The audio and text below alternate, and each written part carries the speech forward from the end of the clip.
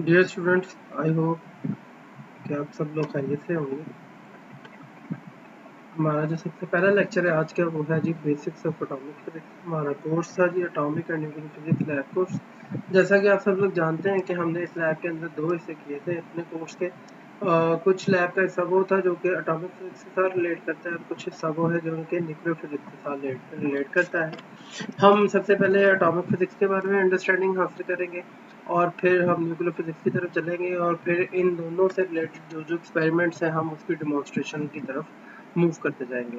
जैसा कि आप सब लोग जानते थे, हमने इन लेक्चर्स को ऑलरेडी लैब के अंदर सारा डिमॉन्स्ट्रेशन का अमल मुकम्मल कर लिया हुआ था, बट फिर भी जैसा कि यूनिवर्सिटी के इंस्ट्रक्शन है तो हम इंशाल्लाह लैब लेक्चर बाय लेक्चर वो सारी चीज़ें रिवाइज कर लेंगे और मैं कोशिश करूँगा कि जितनी भी चीज़ें आपके लिए आसानी पैदा हो सके, I will try my best कि जितनी ईज मैं इसमें बना सकूँ आपके लिए वो चलती जाए। और ये हमारी सबसे पहले एटॉमिक फिजिक्स का हिस्सा है जो कि आउटलाइन है। जो सबसे पहले और इम्पोर्टेंट बात है एटॉमिक फिजिक्स के हवाले से वो है जी एटम का स्ट्रक्चर। जो एटम का स्ट्रक्चर है वो सबसे बुनियादी और अहम हिस्सा है। इसको एक्सप्लेन करने के लिए हमारे पास डिफरेंट मॉडल्स हैं। जैसा कि आप सब लोग जानते हैं we have different types of model, और उन मॉडल्स के अंदर जो मेनली हमारे लैब से रिलेटेड जो है वो 2 मॉडल्स ऐसे हैं जिनके ऊपर हम कंपैरिजन के अंदर बात करते थे। That is the Rutherford atomic model and the Bohr's atomic model. और इन दोनों के अंदर हम कंपैरिजन बनाएंगे कि why they are so important in our lab and with respect to the experiments. After that, Bohr atomic model is also semi-classical type model. हम इसके ऊपर भी डिस्कशन करेंगे कि ये बोहर एटॉमिक मॉडल सबसे ज़्यादा मशहूर क्यों और इसके अलावा और कितने मॉडल्स हैं जो हमारी लैब के अंदर और हमारे इस एटॉमिक फिजिक्स के कोर्स के अंदर इम्पॉर्टेंट होते हैं, वो भी इंशाल्लाह हम इस पर बात करेंगे। After that the second important thing is that कि इलेक्ट्रॉन जो हैं वो किस तरह से एनर्जी लेवल्स के अंदर ऑक्यूपाई होते हैं और किस तरह पॉपुलेट करते हैं। मीन टू से कि अगर आपके पास डिफरेंट एनर्जी लेवल्स हैं और इलेक्ट्रॉन्स जो हैं वो उसके अंदर आके पॉपुलेट होना चाहते हैं तो how many ways and how many laws that are going to be govern to contain the electrons in the energy levels, हम उसके ऊपर बात करेंगे। आफ्टर दैट हम ये पढ़ेंगे कि अगर कोई इलेक्ट्रॉन सेटल हो चुके हैं एनर्जी लेवल्स के अंदर तो फिर फर्दर अगर कोई इलेक्ट्रॉन अपनी कोई पोजीशन एक एनर्जी लेवल से दूसरे एनर्जी लेवल में जाता है तो वो किस बुनियाद के ऊपर ट्रांजिशंस करते हैं, वो कोई पर्टिकुलर रूल्स हैं, वो किस तरह से एक जगह से दूसरी जगह अपनी जगह को बदलते हैं। हम इसे आमतौर पे एटॉमिक ट्रांजिशंस कहते हैं या फिर इलेक्ट्रॉनिक ट्रांजिशंस कहते हैं। तो ये दोनों में से कोई भी नाम इस्तेमाल किया जा सकता है। हम इनके बारे में अंडरस्टैंडिंग हासिल करेंगे कि हम इनको कैसे कंट्रोल कर सकते हैं। The most important thing is the control of atomic transition. अगर हम इसको कंट्रोल कर सकते हैं तो हम इनको अप्लाई और कैसी कैसी एप्लीकेशन इससे बना सकते हैं, ये हमारे आज के लेक्चर की आउटलाइंस हैं। तो जिसके अंदर हम एटम के स्ट्रक्चर के अंदर बात करेंगे, एटॉमिक मॉडल्स के और एटॉमिक ट्रांजिशन के साथ से बात करेंगे। So let's start with the first one and the most important one, that is the structure of the atom. Structure of the atom को समझने के लिए जो सबसे आसान तरीकाकार शुरू से इख्तियार किया गया है वो है मॉडल बनाने का। मॉडल जो है वो किसी भी कॉम्प्लेक्स सिस्टम को समझने के लिए उसका एक स्मॉल छोटे लेवल के ऊपर यूनिट लेवल के ऊपर प्रोटोटाइप बनाया जाता है। प्रोटोटाइप से मुराद एक ऐसी साख्त बनाना जिसके अंदर वो सारी खूबियां हो जिस चीज़ को हम समझना चाहते हैं और वो उन सारे फंडामेंटल एलिमेंट्स को लेके चलता हो जिसका वो हिस्सा है। इन द सेम वे जब हम एटम के मॉडल की बात करेंगे तो सबसे इम्पोर्टेंट चीज़ जो है वो ये होनी चाहिए कि एटम जो है वो हमें दिखता कैसा है। To describe the how atom looks like, that is the first priority of the model. Secondly, to study the characteristics of the atom, कि एटम के अंदर वो सारी खूबियां जो कि मौजूद हैं वो उस मॉडल का हिस्सा होनी चाहिए। And the third one is that the constituents, वो सारी चीजें जिससे एटम मिलके बना है वो भी इस मॉडल के अंदर शामिल होने चाहिए। तो फिर हम कह सकते हैं कि ये एक अच्छा और बेहतरीन मॉडल है। इन्हीं बुनियादी बातों के ऊपर हमने डिफरेंटली साइंटिफिक थ्योरीज पेश की गई हैं और डिफरेंट मॉडल्स है जो है वो डिस्कस किए जा सके हैं। जैसा कि इस लिस्ट के अंदर है, हम जनरली तौर पर 5 तरह के एटॉमिक मॉडल्स की बात करते हैं जो आपने लैब के अंदर भी हमने सबसे पहले स्टडी किए थे। The first one is the Dalton model. Dalton model वो ग्रीक मॉडल है जो ये कहता है कि एटम को फर्दर डिवाइड नहीं किया जा सकता। Secondly the J Thomson model. Third one is the Rutherford atomic model. J Thomson model वो है जो ये कहता है कि एटम जो है वो डिवाइड किया जा सकता है और वो अपने पॉजिटिव और नेगेटिव हिस्सों के साथ ओवरऑल एक न्यूट्रल चार्ज के तौर पर बिहेव करता है। और उस हवाले से हमारे पास जे थॉमसन मॉडल अवेलेबल है। Next one is the Rutherford atomic model जो ये कहता है कि जी आपके पास जो चार्ज है वो पॉजिटिव हिस्सा वो हर तरफ नहीं है बल्कि सेंटर में ज़्यादा होता है और इलेक्ट्रॉन जो होते हैं वो रिवॉल्व कर रहे थे जैसा कि प्लानिटरी मॉडल है। इसी तरह रदरफोर्ड मॉडल के अंदर जो खामियां हैं उसको दूर किया गया बोहर एटॉमिक मॉडल के अंदर और उसको एक्सप्लेन किया गया कि ये बोहर एटॉमिक मॉडल कैसे काम करता है और बोहर एटॉमिक मॉडल के अंदर जो गुंजाइश, जो गलतियां, जो खामियां रह जाती हैं हम उन्हें फिर फर्दर क्वांटम मैकेनिकल मॉडल से एक्सप्लेन करते हैं जो कि सबसे ज़्यादा एक्यूरेसी और एक्सपेरिमेंटर के ज़्यादा करीब है और ये अब तक का सबसे इम्पोर्टेंट और सबसे कामयाब मॉडल है जिसके अंदर ये बताया जा सकता है कि एक एटम है और उसके अंदर इलेक्ट्रॉन जो है वो किस तरह से रिवॉल्व करते हैं, किस तरह से वो बिहेव करते हैं, किस तरह से वो रिस्पॉन्ड करते हैं। ये सारी बातें जो है इन मॉडल से हम एक्सप्लेन कर सकते हैं। हमारी इस स्लाइड के अंदर ये बताने की कोशिश की गई है कि किस तरह से डिफरेंट थ्योरीज वगैरह और किस तरह से आपके पास टाइम टू टाइम वेरिएशन आती रही है और किस तरह से लोगों ने और साइंटिस्ट ने इस पे काम किया है। The first one is the basic model that was John Dalton, जैसा कि हम एक्सप्लेन कर ये 1803 में दिया गया था और ये ग्रीक आइडिया को इस्तेमाल करते हैं जिसके अंदर एटमोस का बात करते हैं कि जो इंडिविजिबिलिटी है एटम इज नॉट डिवाइडेबल। आप देख सकते हैं कि इन्होंने एक सिंपल सॉलिड स्फीयर मॉडल से एक्सप्लेन करने की कोशिश की है कि ये डिवाइडेबल नहीं। In the second model, that is the J.J. Thomson model, and it is also called the plum pudding model. Plum pudding model is just like also known as fruit cake model जिसके अंदर ये पूरा charge positive as fruit cake cake के तौर पे इस्तेमाल किया गया है और ये जो प्लम है is taken at the spreaded negative charge और ये बताता है कि यूं ये अपनी न्यूट्रलिटी को बरकरार रखता है। With the passage of time, Rutherford discovered that the nucleus and the positive charge is concentrated on the center and not the entire space of the atom. So the mostly concentrated part is located on the center of the atom and the electrons are revolving around the electron, and this was the first planetary model जो ये explain करता है कि आपके पास जो nucleus है वो किस तरह से सिचुएटेड है और इलेक्ट्रॉन कैसे मूव करते हैं। बट इसकी जो लिमिटेशंस हैं वो ये है कि हम ये अभी भी अंडरस्टैंड करते हैं कि ये इलेक्ट्रॉन जो है जो सर्कुलर मोशन में मूव करते हैं बट क्लासिकल फिजिक्स इस बात को नहीं मानती बिकॉज वो कहती है कि according to the classical physics जो चार्ज पार्टिकल है वो जब मूव करते हैं तो वो इलेक्ट्रोमैग्नेटिक रेडिएशन इमिट करते हैं और जिसके नतीजे के अंदर चार्ज पार्टिकल्स की एनर्जी कम हो जाती है और जिसकी वजह से ये स्टेबल स्ट्रक्चर नहीं रख सकते। इसलिए इसको एक्सप्लेन करने के लिए और इसको बेहतर अंदाज से बताने के लिए हमारे पास बोहर एटॉमिक मॉडल था जो आके ये कॉन्सेप्ट देता है कि जी हमारे पास कुछ ऐसे तरीका और हमारे पास कुछ ऐसे पर्टिकुलर स्टेट्स होती हैं जिनके अंदर इलेक्ट्रॉन जो है वो घूमता भी है, एक्सेलरेट भी होता है, उसके बावजूद वो एनर्जी जो है in the form of radiation emit नहीं करता और these are called stationary model. और ये मॉडल 1913 में दिया गया था जिसके अंदर इसने फिक्स्ड एनर्जी लेवल्स की बात की थी जिसको हम स्टेशनरी एनर्जी की बात करते हैं और इसने सबसे पहले पॉपुलेशन वगैरह के बारे में बताया कि इलेक्ट्रॉन कैसे रह सकते हैं। आफ्टर डैट कुछ बातें बोर्स मॉडल के अंदर नामुकम्मल थी जिनको एक्सप्लेन करने के लिए क्वांटम मैकेनिकल मॉडल दिया गया। इनमें से बहुत सारी चीज़ें हैं, फॉर एग्जांपल ऑर्बिटल्स मतलब एक शेल है तो सब शेल का कॉन्सेप्ट नहीं था बोहर के पास।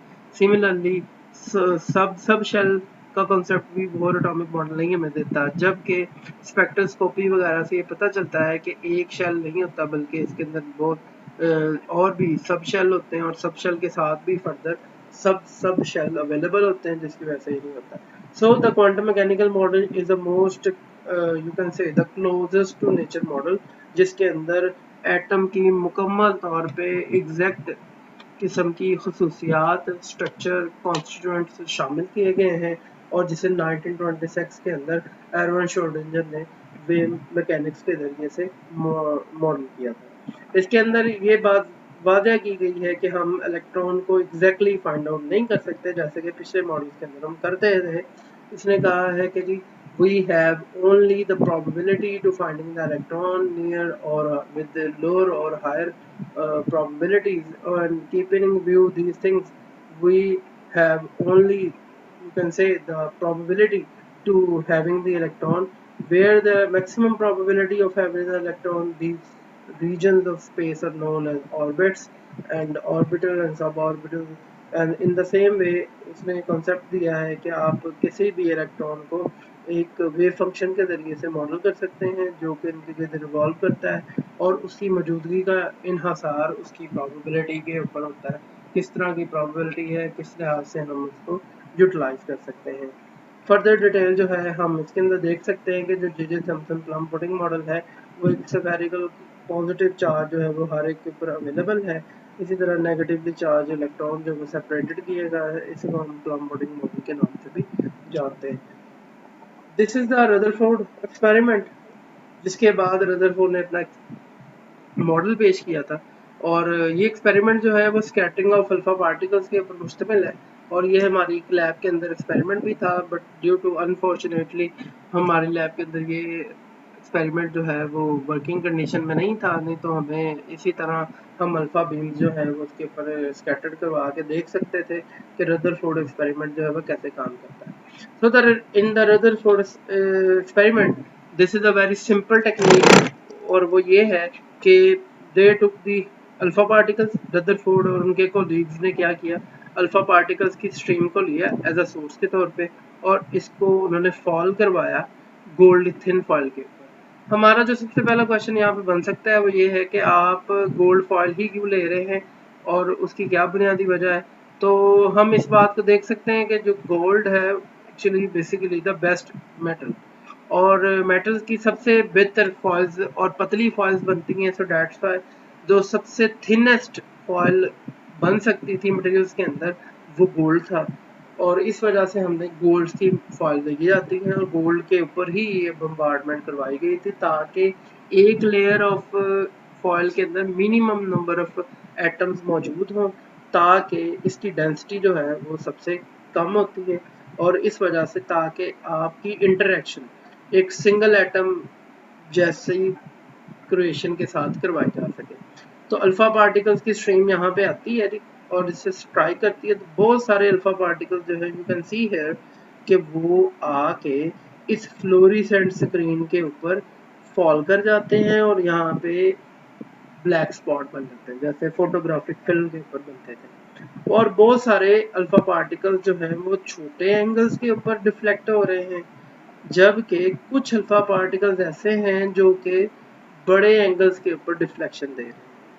तो आप देख सकते हैं कि इसका जो एंगल ऑफ डिफ्लेक्शन है that is very high and this is the first astonishing thing about that this experiment that कि कुछ अल्फा पार्टिकल्स ऐसे हैं जो बहुत ही ज़्यादा हाई एंगल के ऊपर डिफ्लेक्ट होते हैं जो किसी ना किसी तरफ ये कंसंट्रेशन दे रहे हैं कि यहाँ पे कोई एक ऐसी चीज़ है जो आने वाले इस मुस्बत चार्ज हैवी भारी भरकम मुस्बत चार्ज वाले पार्टिकल्स को क्या कर रहे हैं, धकेल रहे हैं इसकी ऑपोजिट साइड पे जहाँ से वो आ रहे हैं उससे ही इनको वापस धकेलने की कोशिश कर रहे हैं।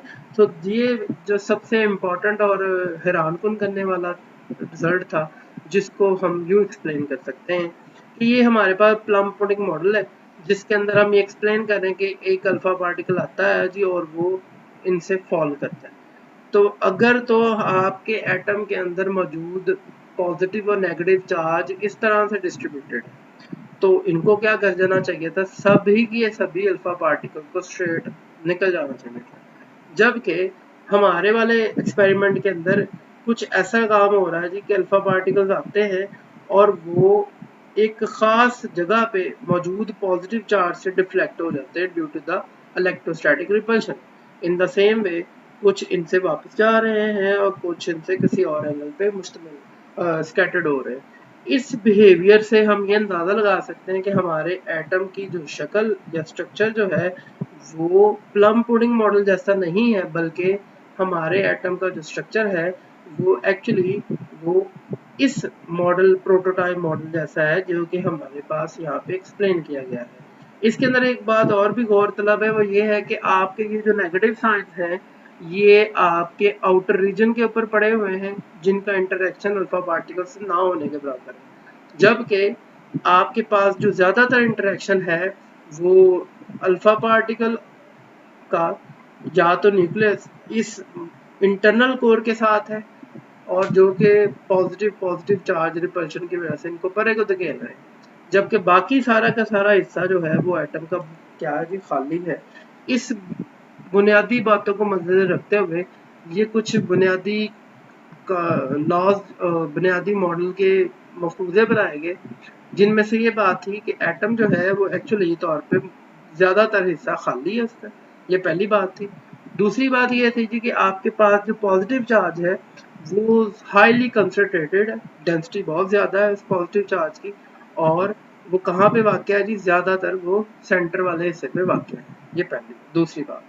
तीसरी बात, जो इलेक्ट्रॉन है वो इस पॉजिटिव चार्ज वाले हिस्से को क्या कर रहे हैं, ऑर्बिट करते हैं, इसके गिर्द घूम रहे होते हैं, जैसा कि आमतौर पे हमारे प्लानिटरी मॉडल के अंदर सूरज के गिर्द सियारे घूम रहे हैं, प्लैनेट्स घूम रहे हैं, और इसी के मुताबिक ये एक्सप्लेन किया जा रहा है। बज़ाहिर ये बातें लॉजिकली बिल्कुल दुरुस्त थी, बट साइंसी रूह से क्लासिकल फिजिक्स के एक मेन कॉन्सेप्ट को ये वायलेट करता है, और ये है कि जब कोई चार्ज पार्टिकल, आप सब लोग जानते हैं कि इलेक्ट्रॉन जो है उसके ऊपर नेगेटिव चार्ज होता है, और जब कोई चार्ज पार्टिकल जो है वो एक्सेलरेट होता है तो आप देखेंगे कि उसकी एक्सेलरेशन की वजह से हमारे पास क्या डी इलेक्ट्रोमैग्नेटिक रेडिएशन उसकी सरफेस से निकलती है। हम आमतौर पे क्लास में इस बात की भी एग्जांपल देते थे कि हम ये कैसे समझ सकते हैं कि एक एक्सेलरेटेड चार्ज पार्टिकल जो है वो किस तरह से अपनी बॉडी के ऊपर सरफेस के ऊपर से इलेक्ट्रोमैग्नेटिक रेडिएशन एमिट करता है। तो हम आमतौर पे कहते थे कि टेनिस बॉल ले लें और उसको गीला कर लें और उसको थ्रो करें, तो सर जैसे जैसे टेनिस बॉल आप तेज़ी से थ्रो करते हैं तो उसका एक्सेलरेशन बढ़ता है और उसकी सरफेस से ड्रॉपलेट निकलते हैं। So you can model it as कि हमारे पास यहाँ पे चार्ज पार्टिकल जब एक्सेलरेट होता है तो उसकी सरफेस से इलेक्ट्रोमैग्नेटिक रेडिएशन मिट होती है।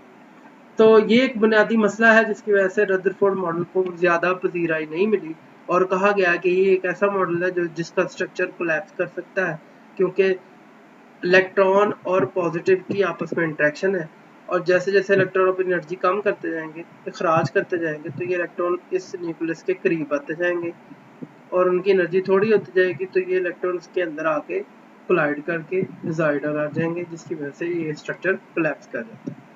इस बात को बेहतर तरीके से एक्सप्लेन करने के लिए और इस लिमिटेशन को दूर करने के लिए बोहर मॉडल पेश किया गया, और इसके बारे में तीन बुनियादी मेन जो है बातें हमारे सामने हैं कि इलेक्ट्रॉन जो है वो एटम्स के अंदर ऑर्बिट करते हैं अराउंड द न्यूक्लियस, जैसा कि रदरफोर्ड बता रहा है, and Bohr is also giving us the planetary model same as the Rutherford. Secondly, electrons can only orbit stably without radiating the solar orbits at the certain discrete set of distances from the nucleus. And और उसने जो सबसे important बात बताई Bohr atomic model के अंदर, वो है that is the concept of stationary states. Actually this second point is known as stationary states. उसने ये कॉन्सेप्ट दिया कि कुछ ऐसी स्टेट्स या ऐसे ऑर्बिट्स हैं जिसके अंदर इलेक्ट्रॉन जब घूमते हैं, रिवॉल्व करते हैं, तो वो अपनी रेडिएशन एमिट नहीं करते। और फिर उसने इसकी मैथमेटिकल कंडीशन भी बताई थी कि ये ऐसे इलेक्ट्रॉन होने चाहिए जिनका एंगुलर मोमेंटम जो है NH/2π के इक्वल हो। जस्ट लाइक हम यहाँ पे देख सकते हैं कि अगर हम इस बारे में बात कर रहे हैं तो इनका जो एंगुलर मोमेंटम हो वो for example is nth order is equal to हाँ जी NH/2π,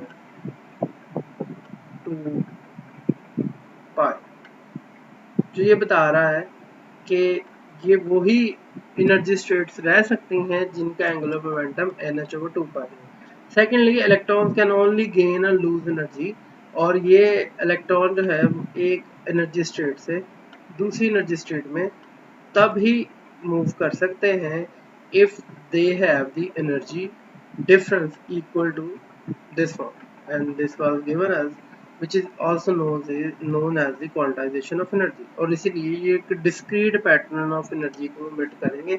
अदरवाइज इलेक्ट्रॉन जो है एटम के अंदर जब रिवॉल्व कर रहे होंगे तो वो ना ही एनर्जी को emit करेंगे ना ही अब्जॉर्ब करेंगे। अगर वो लोअर से हायर में जा रहे हैं तो वो एनर्जी को अब्जॉर्ब करते हैं, इलेक्ट्रोमैग्नेटिक रेडिएशन को, ठीक है जी।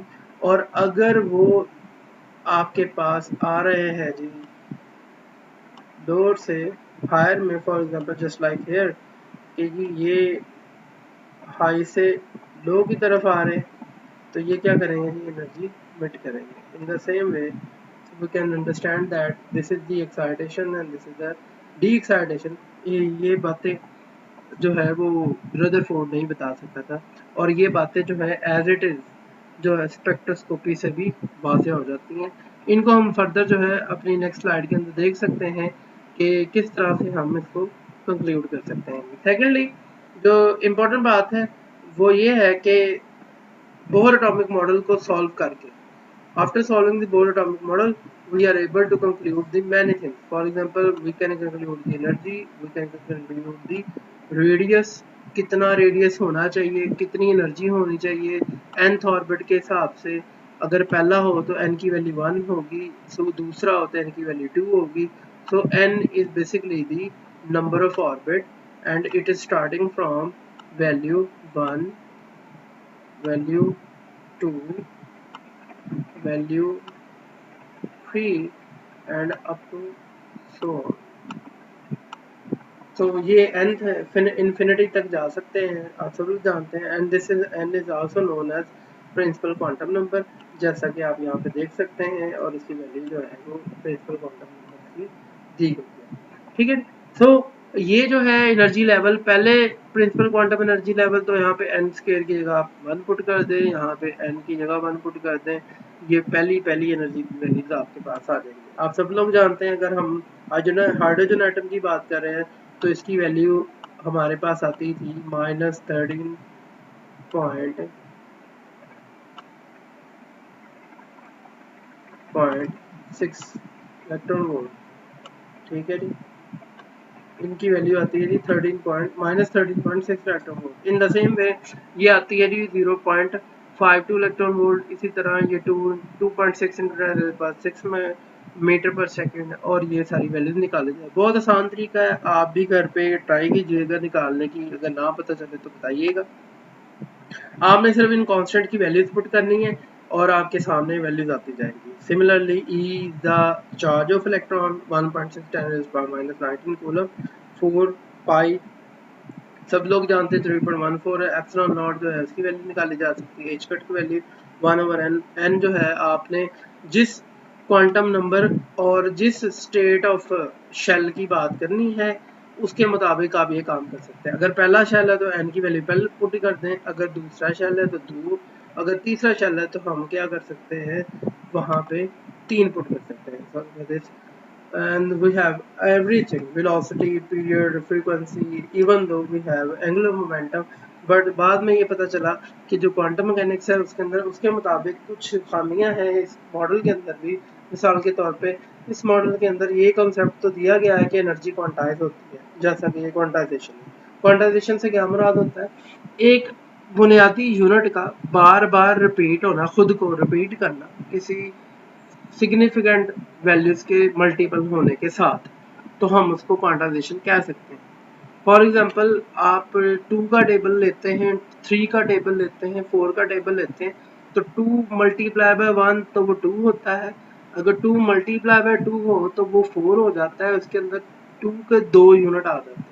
इन द सेम वे आप यहाँ पे देख सकते हैं इन वैल्यूज के अंदर, अगर ये RH रिडबर्ग कांस्टेंट इसको कहा जाता है हाइड्रोजन के लिए, ये अगर n स्क्वायर के साथ आया तो ये पहला उसका इसका यूनिट 1/n स्क्वायर टाइम्स है।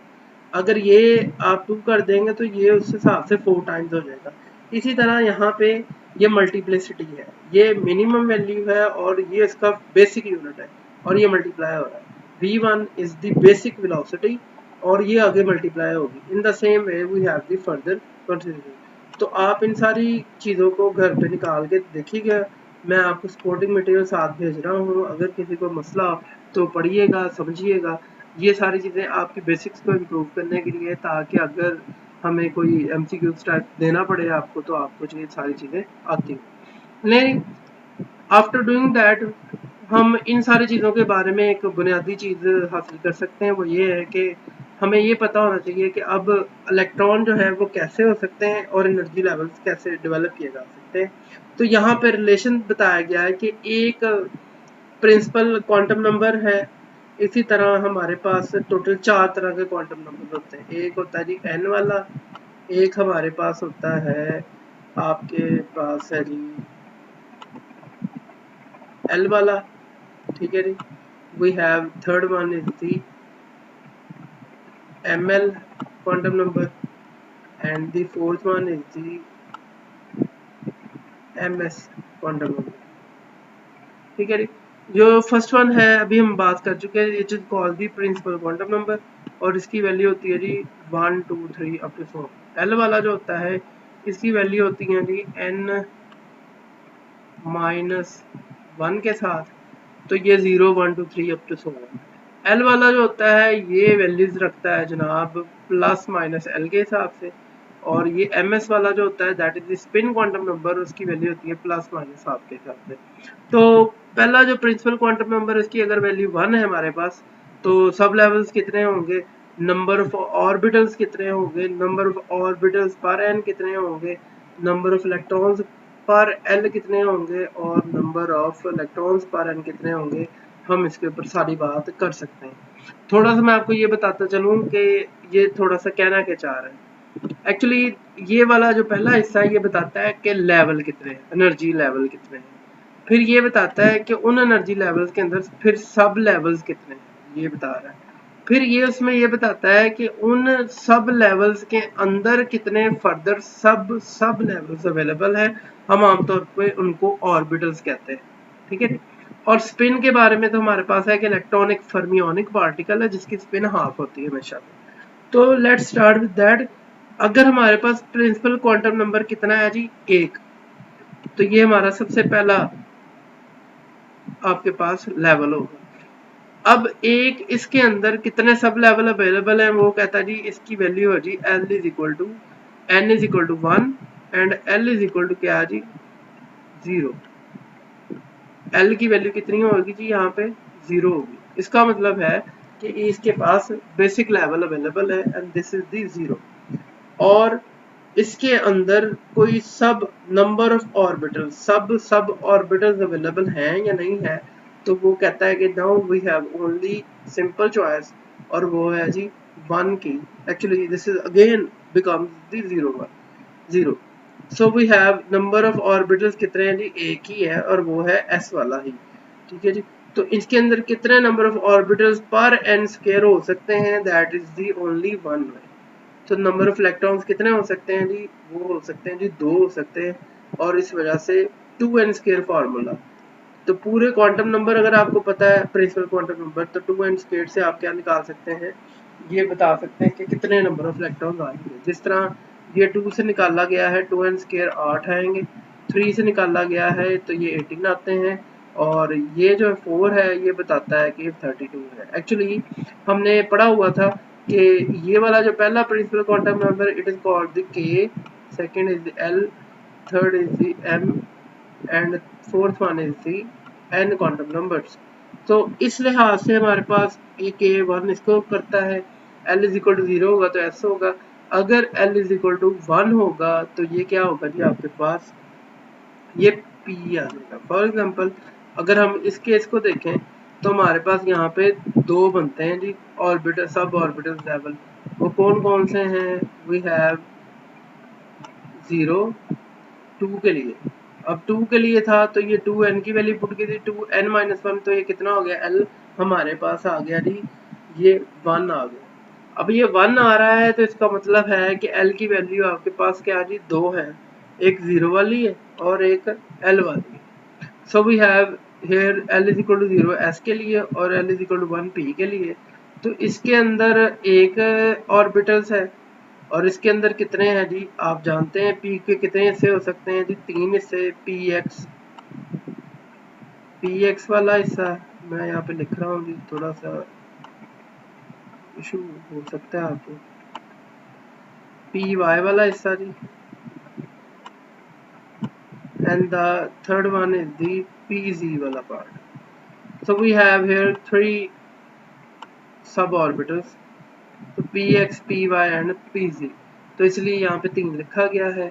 Total number of orbitals per unit कितने हैं जी 1 और 3 4 हो गए।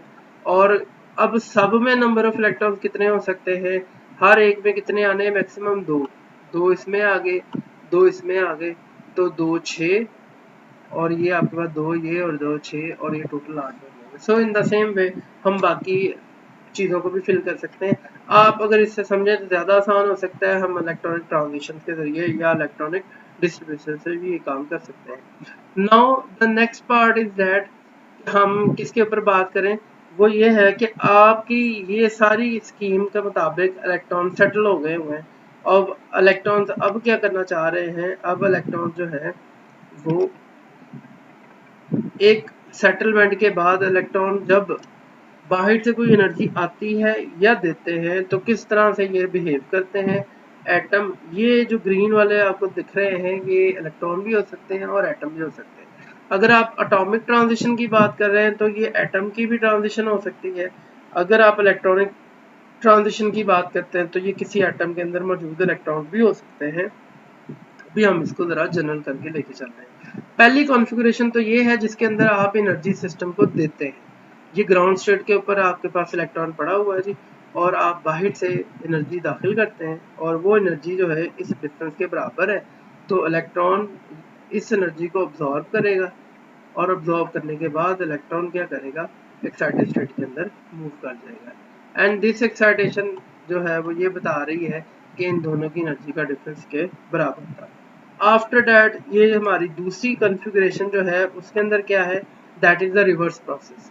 इसके अंदर क्या है जी, हमारे पास एक एक्साइटेड स्टेट में पहले से ही मौजूद एटम और इलेक्ट्रॉन अवेलेबल है जो हाई एनर्जी लेवल के ऊपर है और थोड़े टाइम के बाद अपनी टाइम ऑफ ड्यूरेशन कंप्लीट करने के बाद ये एटम क्या करता है, ये डी एक्साइट हो जाता है। ये एटम डी एक्साइट हो गया जी, हाई एनर्जी लेवल से लो एनर्जी लेवल में गया और असूली तौर पे इसको इस एनर्जी लेवल्स के डिफरेंस के मुताबिक क्या निकालना था, ये energy in the form of radiation या in the form of sound, in the form of non radiative way emit करने लगती है। तो एक तरीका तो ये है कि ये लाइट एमिट कर दे इन द फॉर्म ऑफ, जैसा कि ये रेडिएशन यहाँ पे दिखाई जा रही हैं।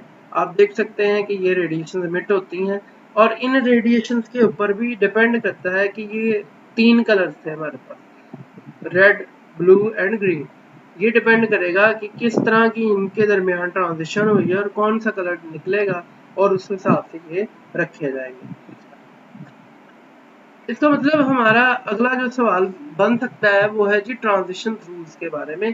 क्या क्या कोई बुनियादी रूल्स हैं जिसकी वजह से ये ट्रांजिशंस होती हैं या फिर हमारे मुताबिक जिस तरह से ये चल रही हैं उसके मुताबिक ये रैंडम प्रोसेस है। Let's start with that. हम कहते हैं कि मेरे पास एक एनर्जी लेवल है जो कम एनर्जी का और मेरे पास एक हाई एनर्जी लेवल है और मेरे पास एक बाहर से कोई फोटोन अवेलेबल है और मैं क्या करता हूँ, इस एनर्जी इस इलेक्ट्रॉन को एक्साइट करवाना चाहता हूँ इस हायर एनर्जी लेवल के अंदर। तो क्या मुझे किसी कानून के मुताबिक ही इसकी एक्साइटेशन करवानी पड़ेगी या ये खुद ब खुद हो जाती है? तो लेट्स सी विद दैट।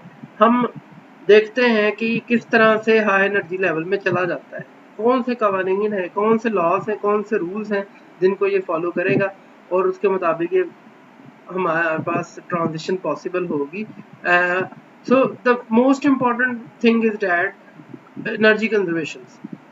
आपका इलेक्ट्रॉन लो एनर्जी पे था और आप उसको हाई एनर्जी पे शिफ्ट कर रहे हैं, so it's mean you need some more energy और वो मोर एनर्जी जो है वो इसके डिफरेंस के मुताबिक है, और वो कहाँ से आ रही है, उस एनर्जी के क्वांटा के साथ। सो असूली तौर पे आपको बाहर से एक एनर्जी एंटर करना पड़ेगी जो कि किसकी होगी जी, एक्सटर्नल फोटोन की। So this is the external energy, जो कि इन दोनों के डिफरेंस को फुल कर सकता है, जो बता सकता है कि ये अगर हाई लोअर से हाई एनर्जी स्टेट में जा रहा है तो इस वजह से इसके पास एनर्जी इतनी होगी। ओके, आफ्टर डूइंग दैट, क्या अब भी if we have sufficient amount of energy, तो क्या ये इनफ है कि इतनी एनर्जी जो है लोअर लेवल से हाई लेवल में जाने के लिए इसकी ट्रांजिशन मुकम्मल हो जाएगी? So the answer is that no. सिर्फ एनर्जी का डिफरेंस मिल जाना काफ़ी नहीं है, बल्कि हमें बुनियादी 3 और कवानीन के मुताबिक चलना होगा, जो कि हमारे यहाँ पे एंगुलर मोमेंटम कंजर्वेशन के साथ रिलेट करते हैं, and that is the more important one. और वो किसके साथ रिलेट करते हैं जी? वो लेवल्स के साथ रिलेट नहीं करते, बल्कि वो लेवल्स के अंदर मौजूद सब लेवल जो हैं उनके साथ रिलेट करते हैं, और वो उनके बारे में हमें बताते हैं। फॉर एग्जांपल, अगर आप इस लेवल जो कि एस है, फॉर एग्जांपल फर्स्ट लेवल है एस है, इससे आप किस में जाना चाहते हैं, सेकंड लेवल में जाना चाहते हैं, तो इधर एस लेवल भी अवेलेबल होगा और इधर पी लेवल भी अवेलेबल होगा, जो सब लेवल्स के तौर पे काम कर रहे हैं। ऑर्बिटल्स की बात की जाए तो अगर, तो यहाँ से देखा जाए तो हमारा जो इलेक्ट्रॉन है वो या तो किधर जा सकता है जी, या तो वो जा सकता है एस के अंदर, या फिर वो किस में जा सकता है जी, वो जा सकता है जी पी के अंदर। So it can go from S और it can go from P. तो हमने ये देखना है कि कौन से ऐसे रूल्स हैं जो ये बताएंगे कि इसने एस में जाना है या इसमें पी में जाना है। तो हम ये देखेंगे कि हम इनके ऑर्बिटल्स के लॉस के ऊपर जाएंगे, और वो है जी, सबसे पहला ऑर्बिटल क्वांटम नंबर ये बता रहा है कि ये इलेक्ट्रॉन एस में तब जा सकता है अगर एल डेल्टा एल का जो ऑप्शन है वो +-1 हो, या तो एक क्वांटम नंबर कम होना चाहिए या ज्यादा होना चाहिए। जबकि असूली तौर पे देखा जाए तो एस और एस इन दोनों की वैल्यू जो है एल की कितनी होती है जी, 0 होती है। तो ये भी 0 है और इसकी वैल्यू भी 0 है जी, और इस एल की वैल्यू भी 0 है, विच मीन्स डैट इन दोनों का जो डिफरेंस होगा वो क्या हो जाएगा जी, वो भी 0 है। तो इसका मतलब ये अलाउड नहीं है। इसका मतलब अगर ये अलाउड नहीं है तो फिर आप इसके अंदर क्या कर सकते हैं, इसमें मूव नहीं कर सकते। तो इट्स अ बेटर वे कि ये पॉसिबिलिटी नहीं है। तो इसका मतलब आपका इलेक्ट्रॉन एस से एस में नहीं जा सकता, बल्कि आपका इलेक्ट्रॉन किधर से किधर जा सकता है जी, एस से पी में जा सकता है, और फिर ये पहली कंडीशन फुलफिल हो जाती है। फिर अगर हम पी में भी मूव करते हैं तो पी में भी कितने, अभी हमने बताया था कितने हैं जी, 3 हिस्से हैं। फॉर एग्जांपल पी एक्स वाला, पी वाई वाला, पी जी वाला। हम इसको थोड़ा सा अपनी आसानी के लिए अगर समझें तो ये पी एक्स और पी वाई की बजाय हमारे पास क्या वैल्यूज होती हैं, यहाँ पे हमारे पास यहाँ पे वैल्यूज होती है जी, हमारे पास या तो पी होगा माइनस का, या फिर 0 का, या फिर +1 का। तो हमारे पास पी की है जी 3 वैल्यूज, -1, 0 एंड +1 ml की वैल्यू। तो आपके पास एस के अंदर कितनी वैल्यू है जी, ml की 0 वैल्यू है। तो 0 से आप इधर भी जा सकते हैं, 0 से आप 1 में भी जा सकते हैं, और 0 से आप 0 में भी जा सकते हैं। तो यहाँ पे प्रोबेबिलिटी कितनी है जी जाने की, 3 जगह पे। तो आपका जो इलेक्ट्रॉन है वो कितनी जगह पे मूव कर सकता है, वो आपके पास 3 जगह पे मूव कर सकता है। मैं इसको थोड़ा सा आपके लिए हाईलाइट कर दूं चीज़ों को कि कितनी जगह मूव हो सकता है जी। आपका ये वाला इलेक्ट्रॉन इधर भी जा सकता है, आप डिफरेंस ले सकते हैं, 0 -1 0 0 फिर भी जा सकते हैं, और फिर भी मूव कर सकते हैं। तो उस हवाले से हमारे पास ये भी हो, और स्पिन जो है इन सारे मामलात के अंदर, अब इसके साथ साथ अब स्पिन को भी देखना होगा तो ये स्पिन भी मूव की जा सकती है और उस हवाले से ये सारी चीज़ें की जा सकती हैं। आप इस छोटी सी एग्जांपल से हम ये अंदाज़ा लगा सकते हैं कि किस तरह से हम अगर एक ट्रांजिशन को कंट्रोल करना चाहें तो कितनी तरह की हमें पॉसिबिलिटी चाहिए और इस ट्रांजिशन को समझने के लिए और इस ट्रांजिशन को कंट्रोल करने के लिए। So we have these fundamental laws जिसके बारे में हम बात करना चाहते हैं, बात करके समझना चाहते हैं। क्या ये जो इलेक्ट्रॉन की ट्रांजिशन है या एटम की ट्रांजिशन है वो खुद ब खुद हो जाती है? नहीं, बल्कि ये कि पर्टिकुलर लॉज और पर्टिकुलर लेवल्स, सब लेवल्स और सब शेल्स को भी ये फॉलो करते हुए रूल्स बनाए गए हैं। सो इट्स मीन अगर हमें इस ट्रांजिशन को कंट्रोल करना है तो हम अपने एटॉमिक सिस्टम को या मॉलिक्यूलर सिस्टम को इसके मुताबिक डिज़ाइन करना चाहिए ताकि हम इस ट्रांजिशन को कंट्रोल कर सकें। इन्हीं ट्रांजिशन को अगर हम कंट्रोल कर सकते हैं तो हम फिर इन ट्रांजिशन को अपने फायदे के लिए इस्तेमाल कर सकते हैं, जैसा कि प्रीवियस स्लाइड के अंदर हमने बात की थी।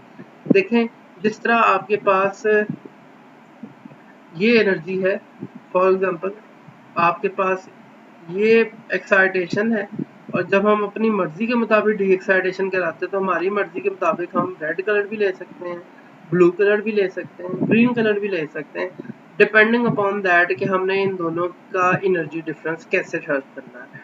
सो इट्स मीन इधर हम लाइट दे रहे हैं एटॉमिक सिस्टम को, लाइट से मैटर को अब्जॉर्ब करा रहे हैं, आफ्टर दैट मैटर से हम क्या हासिल कर रहे हैं जी, लाइट हासिल कर रहे हैं। तो इस तरह हम लाइट को कंट्रोल कर सकते हैं मैटर से और मैटर को कंट्रोल कर सकते हैं जी लाइट से। तो इस तरह की ट्रांजिशन को अगर हम कंट्रोल कर सकते हैं तो हम मैटर और लाइट दोनों को कंट्रोल कर सकते हैं। तो ये बेसिक आइडिया था जो आइंस्टाइन ने प्रोवाइड किया था कि अगर हम लाइट मैटर को कंट्रोल कर रहे हैं, एटॉमिक इलेक्ट्रॉनिक ट्रांजिशंस को कंट्रोल कर रहे हैं, तो हम लाइट को जनरेट भी कर सकते हैं और कंट्रोल भी कर सकते हैं। और इसी आइडिया के ऊपर फर्दर जो है बाद में लेजर्स के ऊपर काम किया गया था। तो लेज़र जो है हमारा इंशाल्लाह नेक्स्ट टॉपिक होगा, जिसके अंदर हम सबसे पहले ये पढ़ेंगे कि लेज़र्स होते क्या है और लेज़र करते कैसे हैं, कैसे काम करते हैं, लेज़र की वर्किंग कैसी है और हम अपनी लैब के अंदर मेजरमेंट्स कैसे कर सकते हैं लेज़र के अंदर। ये इंशाल्लाह हमारे नेक्स्ट लेक्चर के टॉपिक्स हैं और उसके मुताबिक जो है आप लोग भी पढ़िएगा। और इस लेक्चर के अंदर अगर आपको कोई बात समझ ना लगी हो तो लाजमी पूछिएगा, हम इंशाल्लाह इसको डिस्कशन के ऊपर ऑनलाइन लेके आएंगे ताकि जिन जिन लोगों का कोई मसला है, जिन लोगों के क्वेश्चंस हैं, हम उनको एड्रेस कर सकें।